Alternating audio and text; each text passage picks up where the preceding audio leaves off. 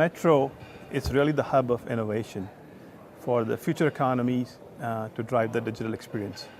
And when we talk about the digital experience, it's not just about the cool applications like video streaming or gaming, but it's also about the mission critical applications like healthcare, security, self-driving cars, or the smart cities. So today the metro networks are getting refreshed to address the demand from the customers for the new applications. So looking at some of the trends from a business perspective, the businesses are connecting to the cloud because their applications are sitting in the public cloud or the private clouds, right? And they're using fatter pipes for that. The residential space, the residential architectures are getting upgraded to NG-PON, NG-PON2 technologies to basically address the insatiable demand of the bandwidth from the end consumers. If you look at the cable space, the whole architecture is going through a new paradigm shift where with the cable DAA or the cable distributed access architecture, where the access is providing the fiber deep presence for the cable guys, and virtualization of the services at the edge, and in between building a new metro network, that sets the MSOs for the triple play services for the future, right? And last but not the least, the 5G is a game changer. Not only it drives new investments, new applications, but really it drives the infrastructure for the low latency applications. So if you think about this, all these trends combine with the applications that are hosted in the big data centers or in the distributed cloud. In this case, the distributed cloud is sitting in proximity to the metro networks. Right? So this is the confluence of the metro and the edge compute. And with these moving together, and here I think the simplicity, agility, and automation is the key.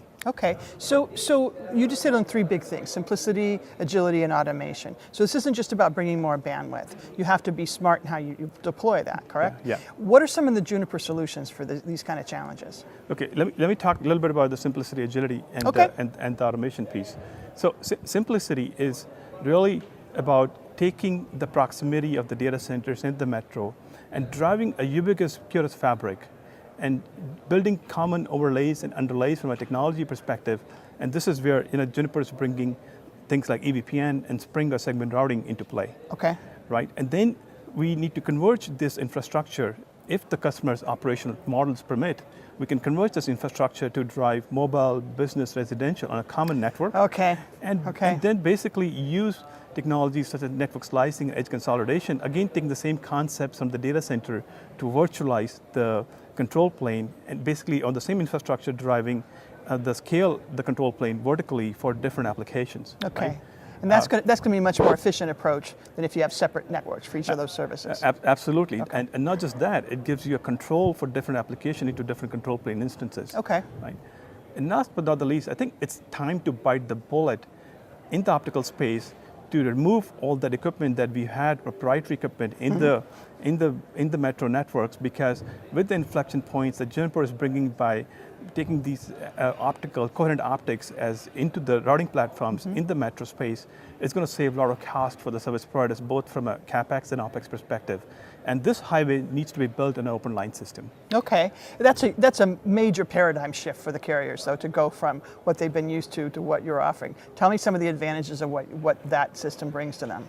So if you take all these examples, now, not all customers have to do everything at the same time, but these are basically the tools of how you bring agility, because from agility perspective, you want to be able to place services anywhere in the network, because the application SLA drives where the compute infrastructure sits.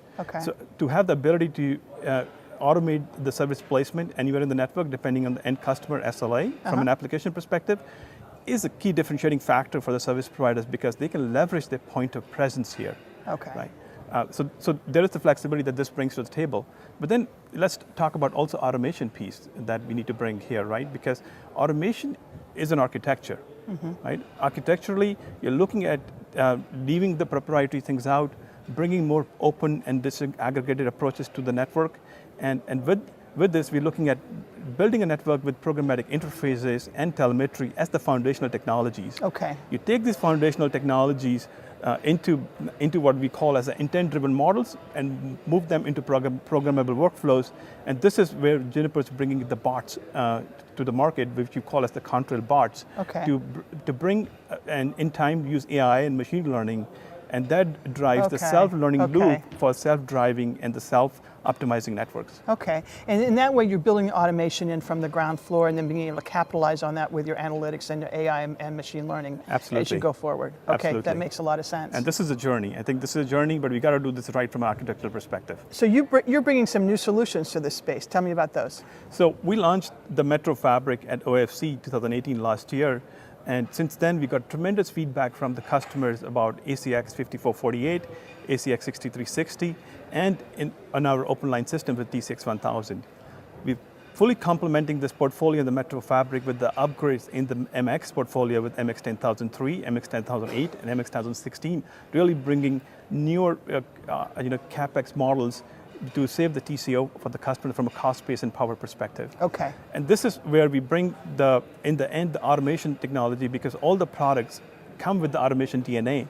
And we continue to innovate with the control bots to bring the automation use cases like service assurance and health bot to the market space. Okay.